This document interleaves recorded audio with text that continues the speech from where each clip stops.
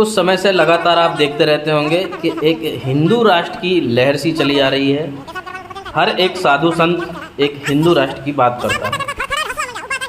तो आइए देखते हैं किस तरीके का होगा हिंदू राष्ट्र और किस तरीके के होंगे उन हिंदुओं के धर्मगुरु। જબનું હતું કે મારા મૂતરમાં બ્રહ્મા તરાણો, મારા મૂતરમાં બ્રહ્મા તણાતો હતો, ઈ જોઈને હસતો હતો। ઈ કે શું એટલે?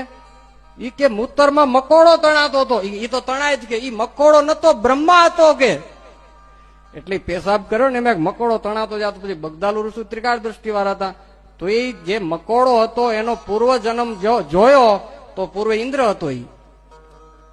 ઈ કે મારા મૂતરમાં ઇન્દ્ર સમજાય નહીં સમજાતું? અરે ભલામણ, આ દુનિયા જેની પાસે ગાંડી થઈ ગઈ। અરે મેં આમ સંકલ્પ કરો, મારું આમ પેલા કામ કરી દીધું, આમાં આ કરી દીધું, આ બાપે આ કરી દીધું, મારું આમ કામ કરી દીધું। એ બધા ભગવાન સ્વામિનારાયણના મેનેજર, અને એમાં કેટેગરી સર્વથી શ્રેષ્ઠ મેનેજર પ્રદુબર મૂળ અક્ષર, પછી એ મુક્તો, પછી મહાપુરુષ, પછી પ્રધાન પુરુષો, પછી આમ ડિસ્ટ્રીબ્યુટ કરતા ગયા, શાખો વધતી ગઈ ને। વિરાટ ને પછી પ્રધા, વિરાટ પછી બ્રહ્મા વિષ્ણુ શંકર બનાવ્યા, અને પછી તો શાખાઓ બહુ વધી, इंद्र, પછી તો 33 करोड़ देवताओं, आ बधी शाखा વધારતા ગયા, एक एक ની પાછળ યાદ આમ ઝુમકું થયું। जैसा कि आपने देखा, लगातार इस तरीके के वीडियो सोशल मीडिया पर वायरल होते रहते हैं। कोई पहला वीडियो नहीं है।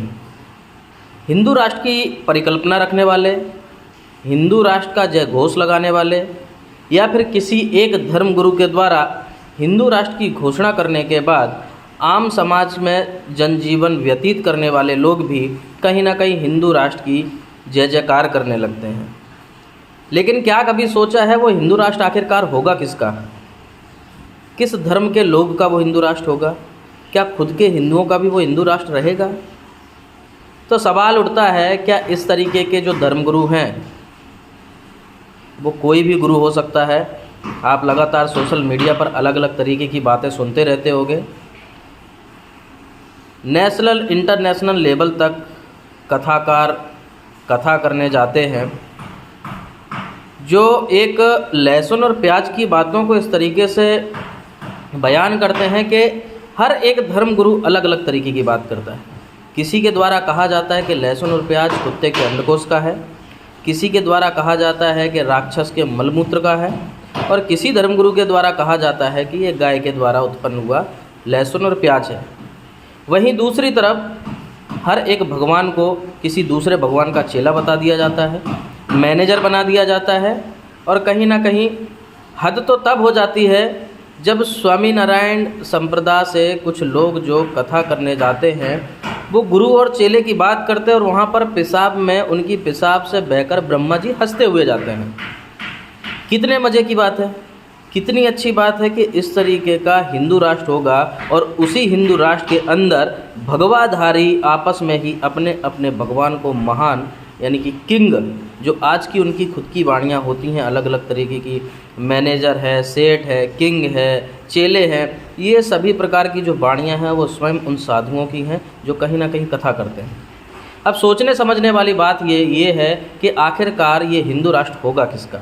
वैश्य का, शूद्र का, ठाकुरों का, पंडितों का, कुम्हारों का, चमारों का, या भीम आर्मी वालों का? किसका होगा? सवाल बहुत बड़ा है, सवाल बेहद ज़रूरी भी है। और कहीं ना कहीं हम अपने चैनल के माध्यम से एक धर्म युद्ध या धर्म ज्ञान लेकर आएंगे आप सब तक। तब तक आप जुड़े रहिए हमारे साथ और देखते रहिए सालासन। गुरु महाराज भेगा, चेला भेगा, गुरु ने रस्ता में पेशाब लाग्यो।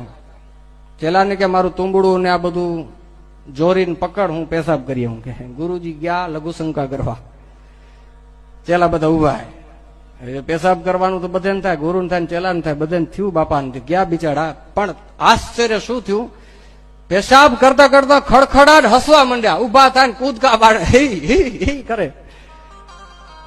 चेलाने एम थयुं के गुरुनी 60 वरे लगभग डगरी लूस थई गई, बे ने वरी उभा थईने कूदका मारीने हसे। એટલે હું ઘણી વાર આલ્યું, એટલે પછી પૂછાય કેમ ગુરુજી હસતા કેમ હતા? પાછા ગુરુ પણ એક ચેલો થોડોક મારા જેવો જરાક પૂછકણો, એટલે પૂછીને ગુરુજી તમે નવી લીલા કરી આજ કે પેશાબ કરતે કરતે હસ્યા તમે?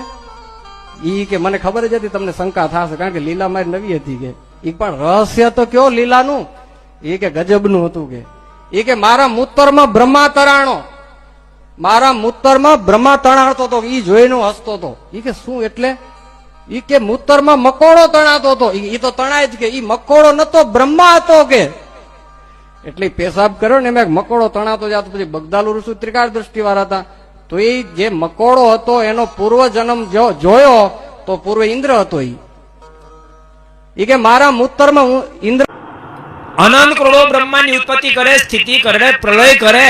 આવા તો ભગવાન સ્વામિનારાયણે અબજો ખડકી દીધા. અબજો કેટલા? અબજો એના મેનેજરો છે. અબજો એના અરે એના નાના મન હાવ તુચ્છમાં તુચ્છ મેનેજર હોય ને એની પાછળ 500,000 50 લાખ 2 લાખ તો એના દાસ છે ને હાવ છેલ્લી ક્વોલિટીના મેનેજર પાસે. બોલો એ સમજાય તમને? એ સમજાય નહીં સમજાતું?